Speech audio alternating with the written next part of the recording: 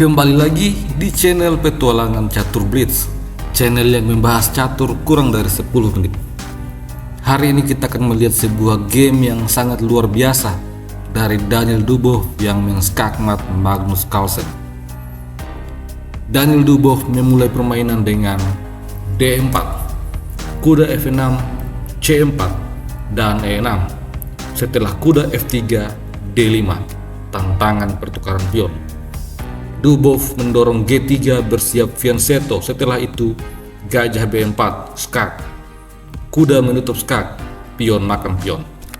Sekarang Magnus unggul satu pion. Dubow melanjutkan pengimbangan gajah fianchetto. Kemudian A5 menjaga gajah. Gajah diserang dengan pion, lalu gajah makan kuda, gajah makan gajah. Di posisi ini, Magnus mendorong B5 memperkuat struktur pion dan Dubow mendorong A4 bermaksud untuk merusak struktur pion. Tetapi Magnus mendorong C6 membantu pion B. Dubow langsung mengimbangkan menteri ke C2. Setelah itu gajah fianchetto dan menekan diagonal H1A8. Daniel Dubow merespon dengan mendorong H4. Dia bermaksud untuk mendorong pionnya. Kemudian kuda B ke petak D7. Setelah itu pion kembali didorong. Magnus langsung mendorong H6 mencegah dorongan pion terus berlanjut. Setelah itu Dubow memainkan kuda E5 menantang pertukaran kuda juga menekan pion C.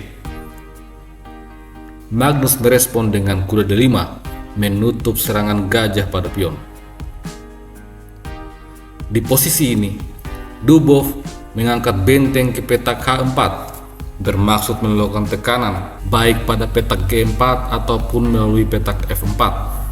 Magnus Carlsen merespon dengan pengimbangan kuda D7 ke petak F6 yang menekan pion, dan setelah itu Dubow rokade secara manual, Raja F1. Setelah menteri C7, Raja G1. Selanjutnya Magnus menempatkan kuda di petak B4 menyerang menteri.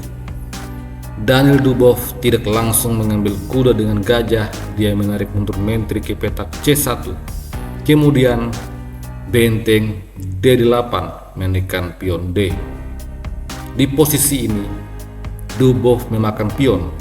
Setelah pion makan, gajah makan kuda, pion makan gajah, lalu benteng ke A7 menekan gajah hitam. Tentu saja Magnus langsung menutup dengan kuda D5, lalu benteng G4 menekan pion G. Benteng menjaga pion, kemudian menteri C2. Magnus melihat pion-pion yang ada di sayap menteri sangat dominan. Dia mendorong C3. Pion makan pion, lalu pion makan pion. Setelah itu benteng mundur menekan pion. Di posisi ini Magnus membawa benteng ke C8 menambah perlindungan pada pion C. Selanjutnya kuda mundur ke petak D3. Di posisi ini Magnus Carlsen menarik mundur kuda ke petak F6 menekan benteng sekaligus menantang pertukaran gajah. Dubow terlebih dahulu mengambil gajah dan menyerang benteng. Setelah menteri makan gajah, di posisi ini Daniel Dubow membuat blunder yang sangat fatal. Dubow seharusnya menyelamatkan benteng, namun dia memainkan kuda C5 dengan tujuan menekan menteri untuk mendapatkan pion. Namun demikian, Magnus Carlsen tentu saja menemukan langkah terbaik. Benteng makan kuda, sebuah pertukaran pengorbanan yang membuat hitam langsung unggul. Setelah pion makan benteng, Magnus makan benteng, dan sekarang Magnus unggul satu perwira. Daniel Dubow merespon dengan C6. Pion dimakan dengan menteri, kemudian benteng makan pion menekan menteri. Menteri ke B6 mengancam skakmat. Jika sekarang benteng C8 bermaksud skak, maka setelah raja E7,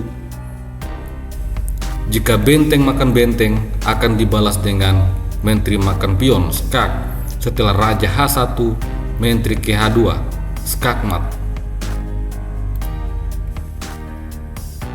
Oleh karena itu, benteng makan benteng tidak boleh dilakukan. Jika menteri C7 mengadu menteri dan juga skak, maka setelah menteri makan menteri, benteng makan menteri, maka raja akan menyerang benteng. Benteng D7, raja C6. Magnus akan memenangkan permainan dengan mudah, unggul 1 perwira dan juga punya pion bebas. Oleh karena itu, di posisi ini Daniel Dubov tidak buru-buru melakukan skak. Dia terlebih dahulu mendorong E3. Sekarang dia bersiap untuk melakukan skak. Namun raja pindah ke petak E7, kemudian benteng menyerang menteri. Magnus menyelamatkan menteri mundur ke petak D8. Setelah itu menteri C5 kembali skak. Jika raja pindah ke petak E8, maka benteng C8, putih akan mendapatkan menteri. Jika raja pindah ke petak D7, maka benteng D6. Setelah raja E8, benteng makan menteri. Lagi-lagi putih akan mendapatkan menteri. Posisi ini akan membuat putih jauh lebih unggul. Oleh karena itu, di game aslinya Magnus tentu saja membawa raja pindah ke F6. Kemudian benteng D6 menyerang menteri. Di posisi ini langkah terbaik seharusnya adalah menteri ke petak A5. Namun demikian, Magnus Carlsen membuat sebuah blunder yang sangat fatal. Dia membawa menteri ke petak E7.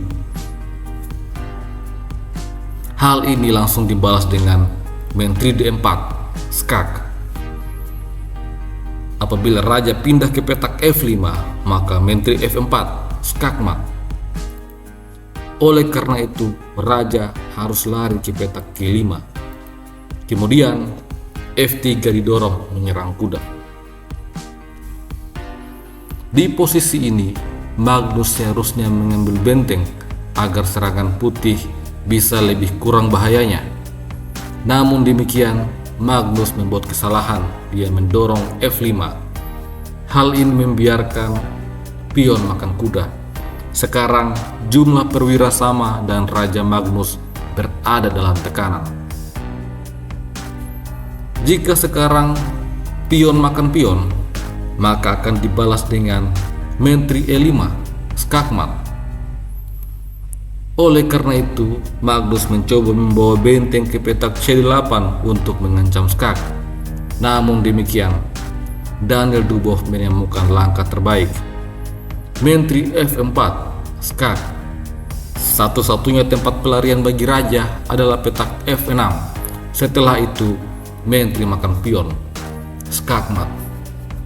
Pion tidak bisa makan menteri karena masih adanya pinning dari benteng.